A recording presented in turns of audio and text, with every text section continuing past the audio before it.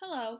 So in this video for my multimedia project number 3, I'm going to be talking about the impact of SoundCloud on current generation and next generation rappers.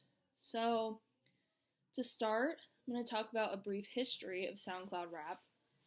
So SoundCloud is an online music streaming platform. It is free for listeners and users, contributors, like people who post things. You can get a premium membership to not have ads, but most of the time people just do not pay for it. And the great thing about SoundCloud is anyone can post to it. All you need to do is have you can make an audio recording on your phone and then post that to SoundCloud. And there you are. Then you have a published song. So that's why SoundCloud is such a big deal in the music industry, because there's very low barriers to gain access to it.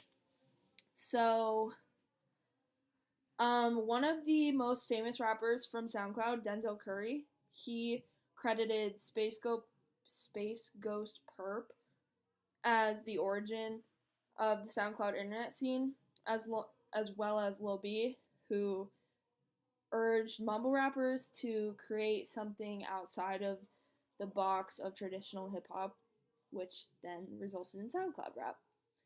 So, in 2018, SoundCloud rap is denoted as a subgenre and an aesthetic more than a continued movement. Not as many people are using SoundCloud anymore.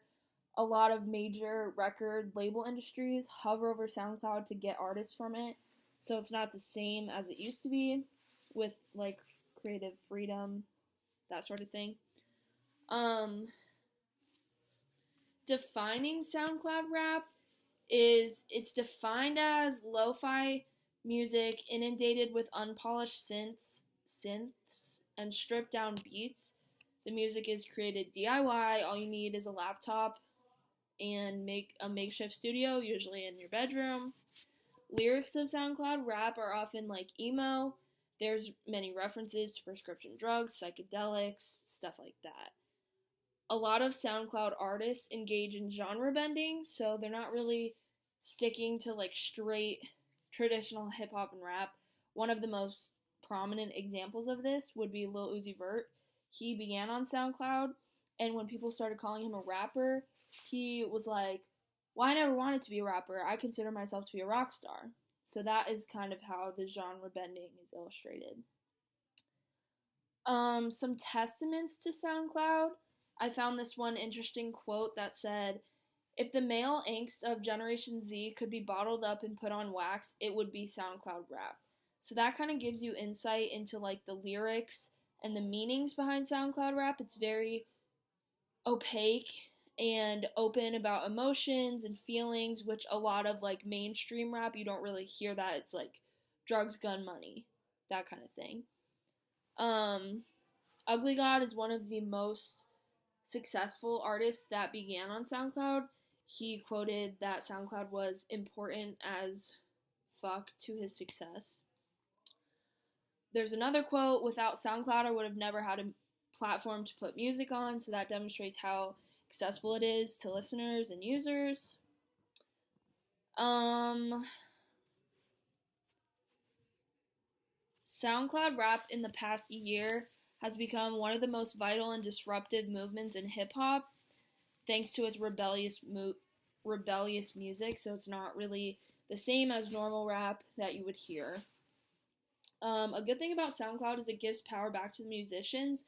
They don't have to pay for any distribution fees as you would with Spotify or Apple Music. If a rapper's on SoundCloud, they can simply tweet out a link, boom, their music's out there. They don't have to have a marketing campaign, they can just use their personality. That's why if you're a musician and you use SoundCloud, you have a lot of control over the creative process and everything like that. So that's why a lot of people like it. Also, another thing about SoundCloud is it's very into music discovery, whereas Apple Music and Spotify, it's more who's the chart toppers, who is America listening to, whereas SoundCloud, it really wants you to there's an explore page with random things that have just been posted, people commenting, what your friends are posting if you choose to follow them, that sort of thing. So it's really into like discovering new things.